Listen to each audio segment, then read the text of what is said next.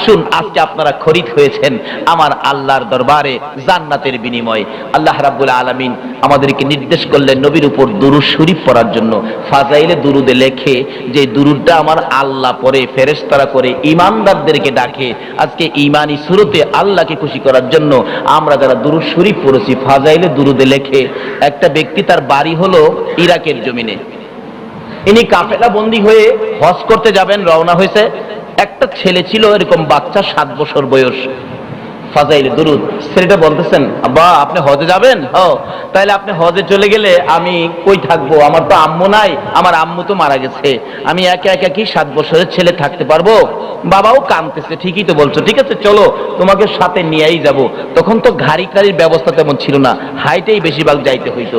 যাইতেছে কাফেলা বন্দী হয়ে সঙ্গীদের সাথে হাঁটতে হাঁটতে কিছু দূর গেলে বাচ্চাটা আর হাঁটতে পারে না, বলতেছে আব্বু আমি তো হাঁটতে পারি না।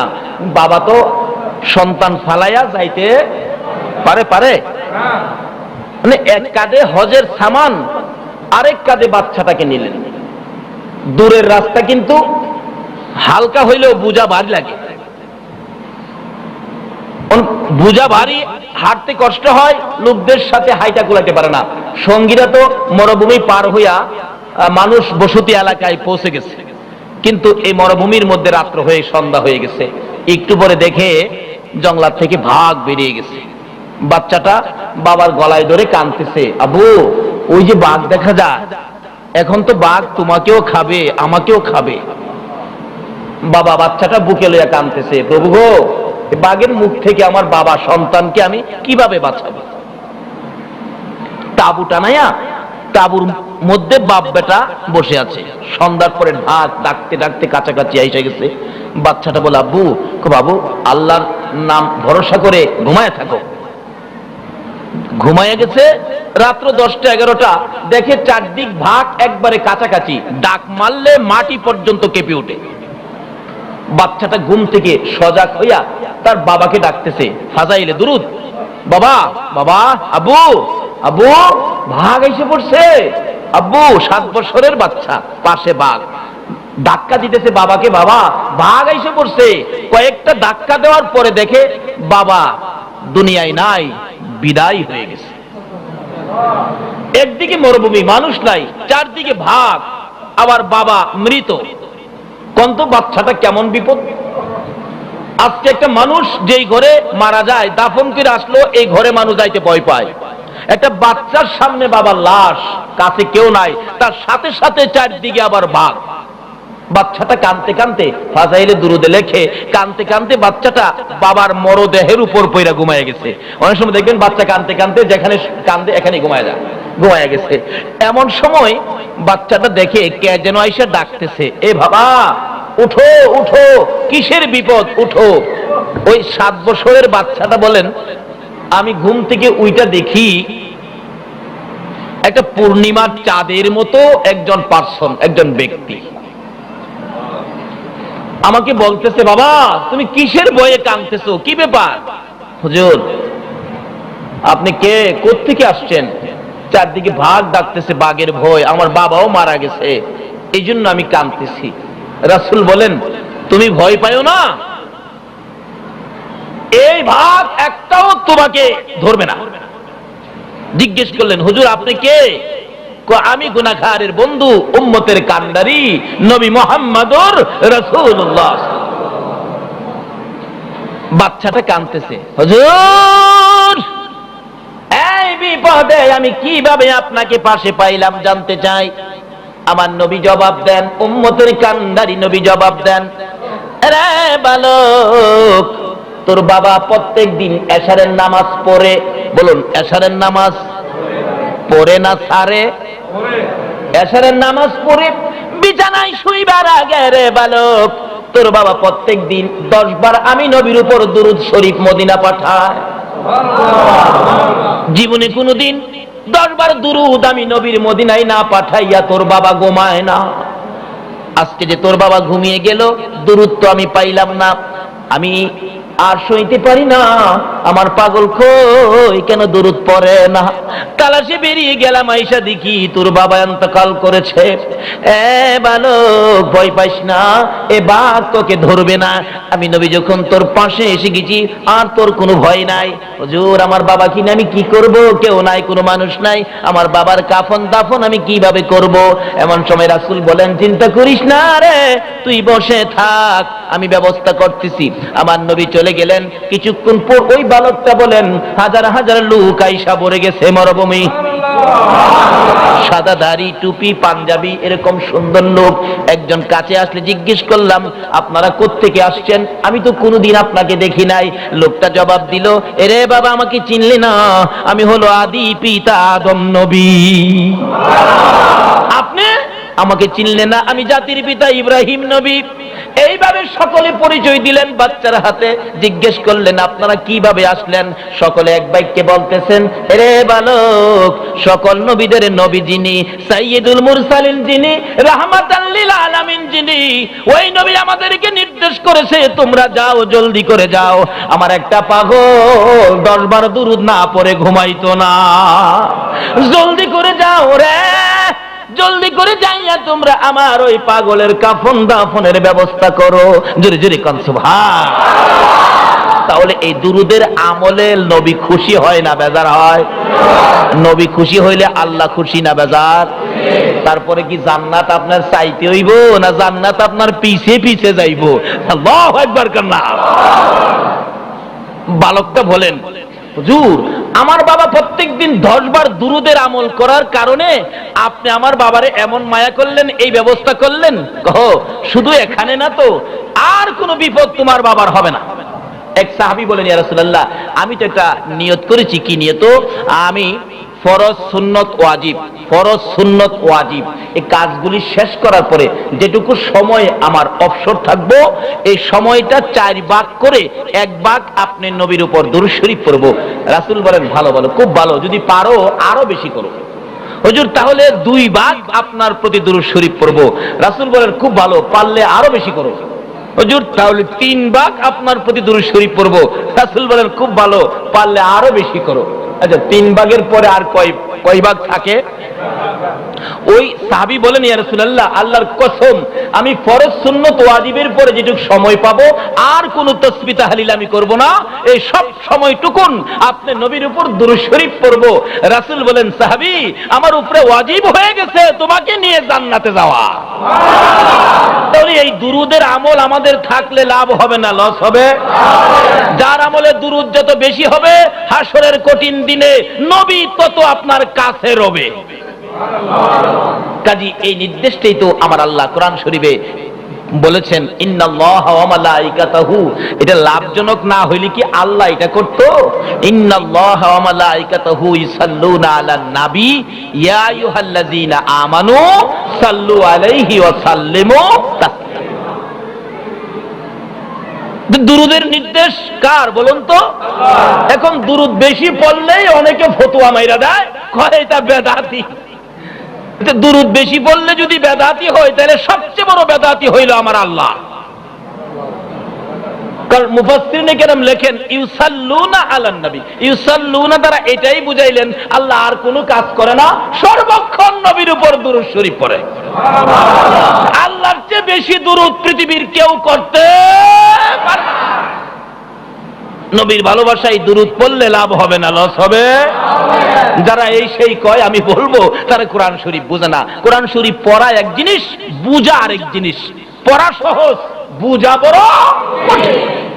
আমার প্রথম আলোচনার আয়াত ছিল আলা ইন্না আউলিয়া আল্লাহ। কার কথা? জোরে কোন না। কোরআন শরীফে তো আমার আল্লাহর কথাই। লা খাউফুন আলাইহিম ওয়ালা হুম ইয়াহজানুন। আল্লাহ বলেন, নিশ্চয়ই আমার ওলি যারা, কোথাও তাদের কোনো ভয় নাই, তাদের কোনো ভয় কোথাও নাই।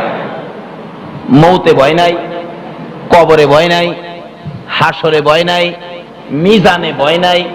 অথচ আমরা যেই জায়গাগুলো পার করে আইলাম, ওই জায়গাগুলো কিন্তু খুব আরামের জায়গা ছিল।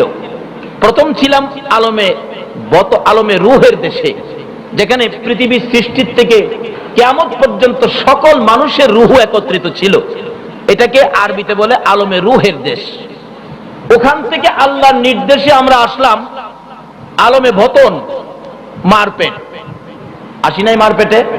না, মারপেট ছাড়াই ডাইরেক্টই পড়ছেন কেউ? মারপেট। আলমে রুহের থেকে আলমে বতন, আলমে বতন থেকে আল্লাহর নির্দেশে আবার আসলাম আলমে দুনিয়া। আলমে রুহেও ভালোই ছিলাম, মারপেটেও ভালোই ছিলাম। কি বলেন, ঠিক কিনা? মারপেটে কোনো টেনশন ছিল না, ব্যবসা বাণিজ্য করতে হইল না, চাকরি নকরি দরকার পড়লো না, হরতাল ধর্মঘট অবরোধ আন্দোলন কোনো কিছুই লাগলো না। বিনা পরিশ্রমে সময় মতো আমার আল্লাহ আমাদেরকে খাওয়াইছেন। কি বলেন, ঠিক কিনা? না কোনো চাকরি দরকার পড়ছে?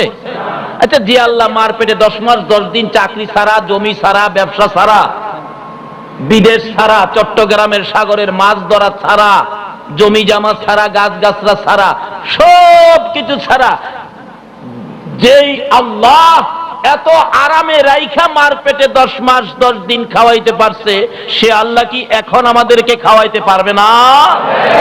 এইটা যে পারবে, এইটাই তো আল্লাহর ওলিরা শিখাইছে।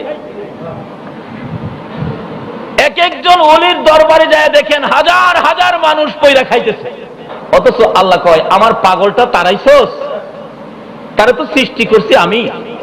মুসা নবী ঘুমিয়েছে, উপরের থেকে একটা পিঁপড়া পড়ছে, পিঁপড়াটা শরীর থেকে সরার জন্য হাতে ধাক্কা দিলে পিঁপড়াটা পাগলটা তারাইছস, তারা তো সৃষ্টি করছে মানুষের মতো। মুসা নবীর ঘুম ভেঙে গেছে, জিগা এই পিঁপড়া তুই কান্দোস কি লিগা? হুজুর কান্দি আপনার উপরে পড়ে গেছি, আমি ইচ্ছা কইরা না, কিন্তু আপনি তো হাতে ধাক্কা দিয়ে আমার একটা পাও ভেঙে লাইছেন। আমি কান্দি, আপনি যে পাওড়া ভাঙছেন, এই পাওড়ার জন্য আল্লাহর কাছে বিচার দিব আপনার বিরুদ্ধে।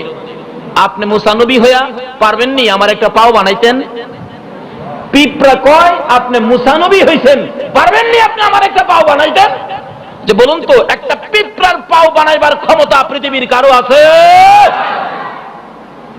মুসা নবী বেহুশ হয়ে গেলেন, আল্লাহ আমাকে মাফ করো, একটা পিঁপড়া আমাকে কি শিক্ষা দিল?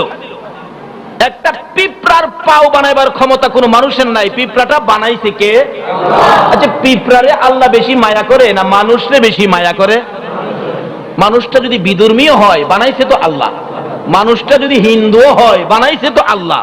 অথচ এক যুবকের ইতিহাস জীবনী খুলে দেখি, এক যুবক তার জীবনে ভালো কোনো কাজ করে না, খারাপ কাজ পাইলে ছাড়ে না। একদিন তার মা তার জীবনীটা সবটা লেখছে, বাবা তুমি যে অপরাধগুলি করছো, এই যে আমি মা সাক্ষী, এইগুলি তুমি করছো আমি লিখছি, হাসরের দিন আমি আল্লাহর কাছে বলবো, আল্লাহ গো আমি দায়ী না, এগুলি আমি লেখা রাখছি, আমার পোলা এগুলি করছে। এগুলি বুকের মধ্যে লইয়া একটা চিৎকার মারছে, মা তুমি সাক্ষী দিবে আমি অপরাধ করেছি, তাহলে তো আমি বিচারের কোঠে শক্ত বিচারের পথে পড়ে যাব। মা এই পাপগুলি আমি করছি, হ্যাঁ, এই পাপী মুখ আর কাউরে দেখাবো না। মার হাতের লেখা দলিল সহ একটা দৌড় মারছে, দৌড় মাইরা পাহাড়ের উপরে গিয়ে উঠছে, নিরিবিলি যেখানে কোনো মানুষ নাই, বসে বসে দলিল পড়ে আর কান্দে, এই পাপ আমি করছি, প্রভু গো এই মুখটা আমি কেমনে দেখাবো, আমার তো লজ্জা করতেছে, এই পাহাড় পাহাড় তোর মধ্যে আমাকে একটু নিরিবিলি জায়গা দে, এই পাপী মুখ পাপের বোঝা লইয়া তোর মধ্যে বসে থাকি, আমি কাউরে মুখটা দেখাবো না। পাহাড় থেকে আওয়াজ আসতেছে, ও পাপী বেরিয়ে যাও এখান থেকে, তোমার মতো পাপীকে আমি রাখবো না।